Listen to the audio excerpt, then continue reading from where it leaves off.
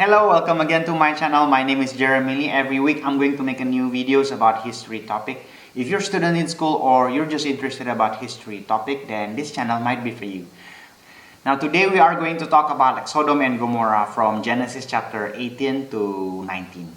If you remember in chapter 13, there was this kind of event where they have to go different way. Why is that? Because both of them, they have a huge numbers of cattle, but they do not have enough food for every cattle. The land is just limited. They don't have enough grass for every single cattle. So what happened next is the servants of both, they are start to fighting over the land. Of course, Abraham and Lot, they do not want this kind of things goes on without any solution. So they talk nicely, they discuss nicely, and then in that story, Abraham led Lot to pick first whichever that he want to go with his cattle, and then he will take the cattle to move there, and then meanwhile Abraham go to the other way. So to make things more simple, if Lot decided to move to the west, then Abraham will move to the east. If Lot decided to move to the north, then Abraham will move to the south. Something like that. Apparently for Lot, according to his eyes, according to his observation, the land so much nicer in Sodom and Gomorrah. The grass are greener, and then it has plenty of water for the cattle and everything. Of course, Lot is being excited about it, and then he told his uncle, "Okay, uncle, I'm gonna go that way, okay, to Sodom and Gomorrah for my cattle, so we don't have to fight anymore." And it seems to be a good decision, but is it a good decision? Fast forward the story a little bit. The land that Lot decided to live with his cattle is somewhere near Sodom and Gomorrah. Now we found out from this kind of archaeological findings that somehow Sodom and Gomorrah is located near Dead Sea. Yes, near the Dead Sea. I think I will have pictures about it. Yes, I'm going to put the pictures here. Dead Sea. Now, almost hard to believe, right? Why Lot decided to live in this kind of rugged land. It was being described that the land is a great place to have a cattle because it has a lot of grass, it has a lot of waters. First, let's discuss about the Dead Sea itself. The reason why it was being named Dead Sea is because simply there's no fish lives in there. Why? It's because the water in the Dead Sea is just way too salty. If you had an experience at least once in a lifetime go to the beach, then you found out the seawater is not fresh, right? The seawater is salty. If you've been to the beach at least once in a lifetime, then you have idea how salty the seawater is, right?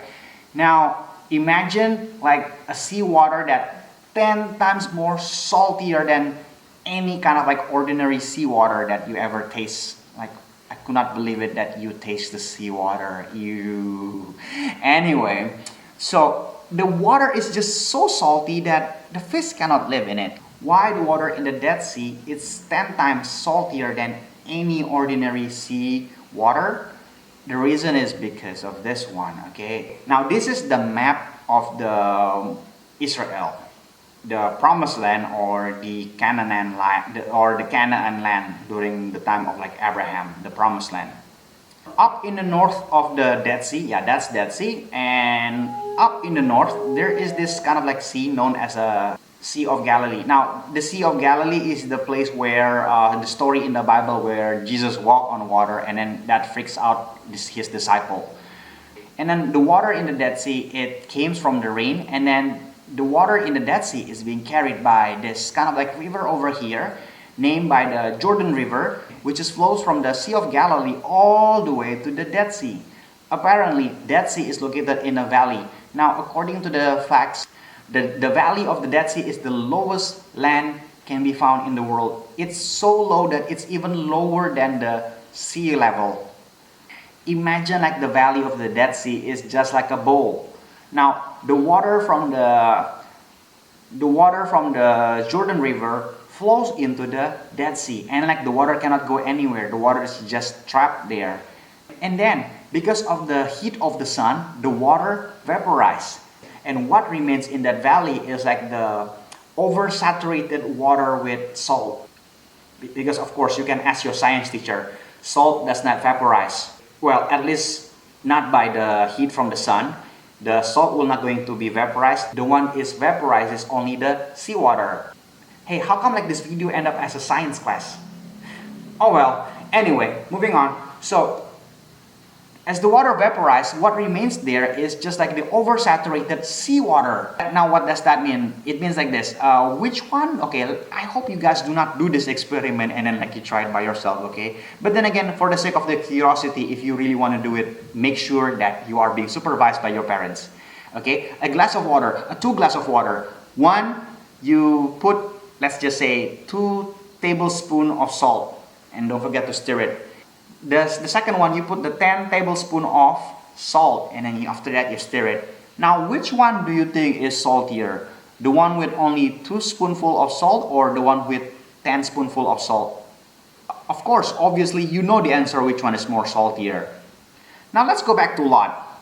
As Lot lived in the city of Sodom and Gomorrah, now somehow the people in the city of Gomorrah, it's so evil. They are terribly wicked.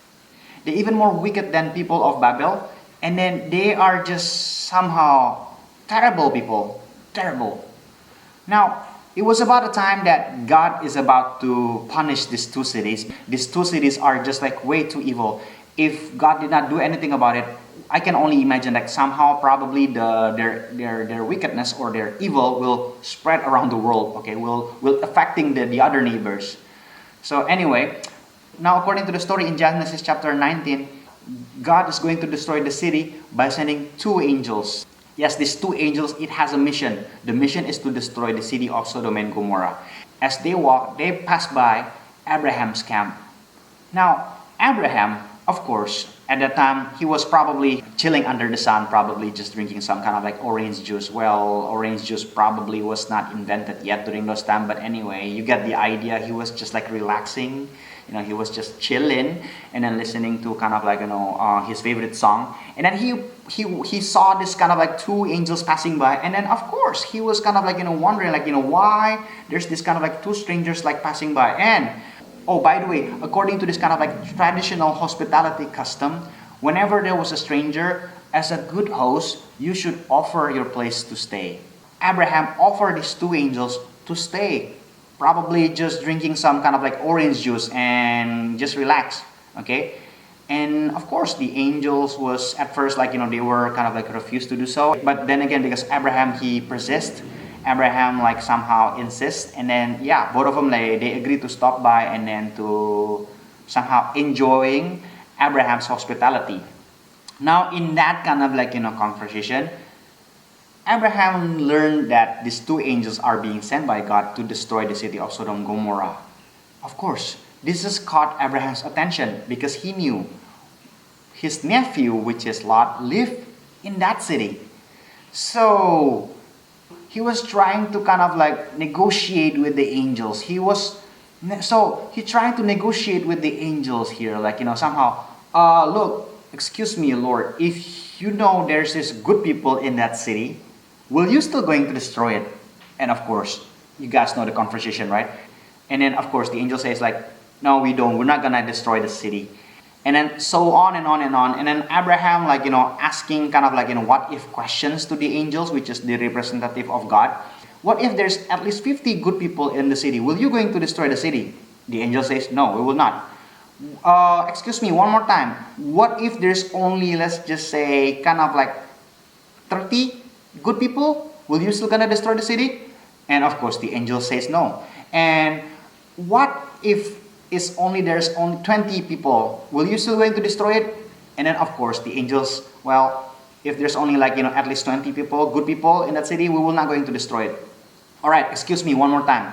What if there's only 10 good people? Are you still going to destroy it? And then the angel said, well, for the sake of that 10 good people, we will not going to destroy it.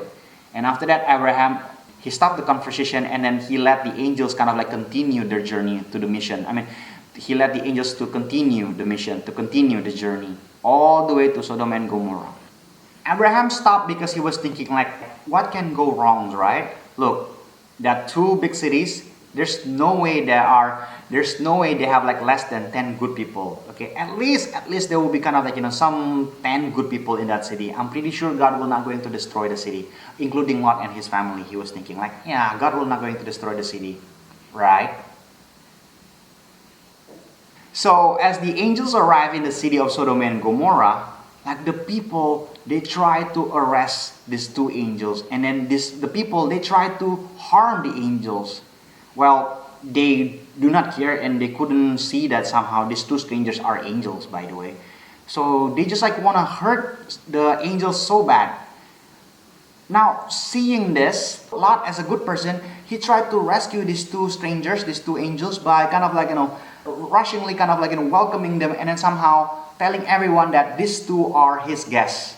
Now, again, it was a customary during those times. If someone is being welcomed as a guest, then that means, like, it was the obligation for the one who offered hospitality to the strangers to somehow welcome him and then protect him. Yeah, so it's more kind of like this. Okay, don't harm him. He's my guest. Okay, he's my guest.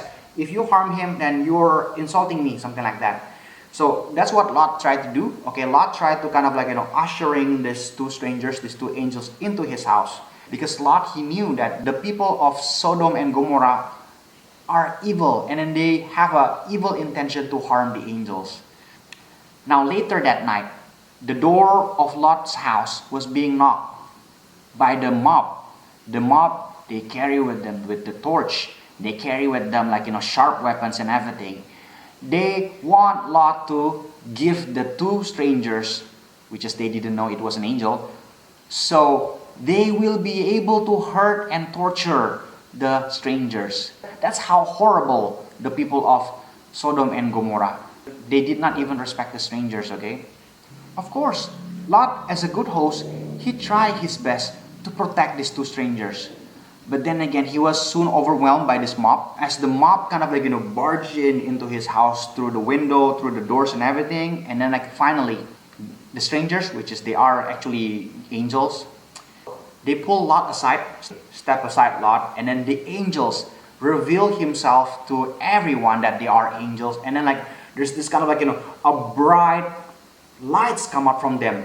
And then this light blinds everyone except for Lot and his family, which is his wife and also his two daughters. The angels, and then after that, told Lot to take his family, run away as far as he could, away from the city of Sodom and Gomorrah, because the angels is going to destroy these two cities.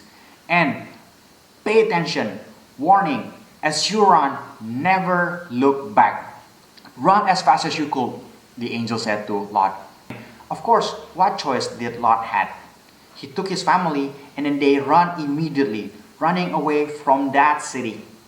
And soon that night, the city of Sodom and Gomorrah, God sending fire from the sky and sulfur, and the city was completely destroyed, and every evil people who were living in the city, they died. Now, that night, as Lot and his wife and his two children like tried to run away from the city, all of a sudden, Lot's wife, he did not follow the instructions of the angel. He turned around and then he looked into the city of Sodom and Gomorrah while it was being destroyed by God. And then what happened next is something tragic. Lot's wife turned into a pillar of salt. The city was completely destroyed and the whole region turned into a barren place and now become like the valley of Dead Sea.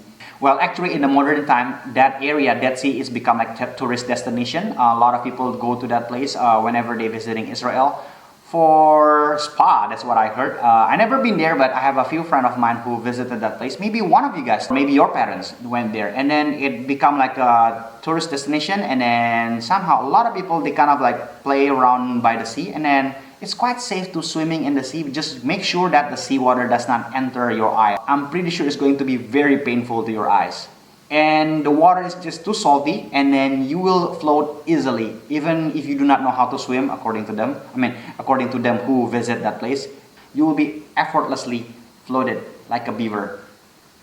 Now, if this class is being delivered during the normal day, then I will show you guys this kind of like one of the rocks from the Dead Sea. One of my students long time ago, he kind of like, brought me this as a souvenir, and I will kind of like, pass it around to my students, and then they are kind of like disgustingly and sneakily, they try to lick the rock, and then like, which is, yeah, they lick the rock. Anyway, it's not salty at all. But then again, yeah, it's kind of like amazing, like, how this land turned into kind of like, a pile of salt. So I guess that's it. Thank you for watching. I see you guys next time. God bless you guys all. Bye bye.